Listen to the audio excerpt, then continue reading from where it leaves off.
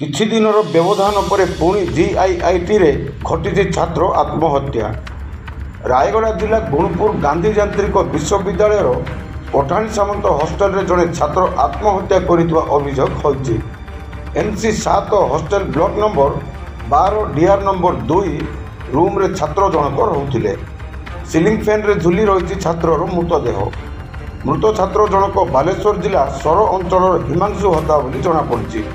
Himanshu biotechnology ବିଭାଗର 2ୟ ବର୍ଷ ଛାତ୍ର ଥିଲେ।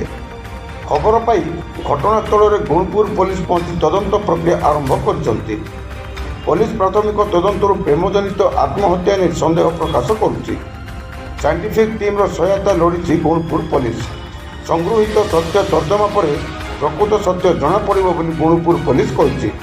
ବାରମ୍ବାର ଏପରି ଘଟଣା କଲେଜ ହଷ୍ଟେଲ ମଧ୍ୟରେ ଘଟୁଥିଲେ ବି ଜିଆଇଆଇଟି ମ୍ୟାନେଜମେଣ୍ଟ କାହିଁକି ଏପରି ଘଟଣା ରୋକିବାରେ ବିଫଳ ହୋଇଛି ଲୋକଙ୍କ ମନରେ ସନ୍ଦେହ ସୃଷ୍ଟି କରୁଛି।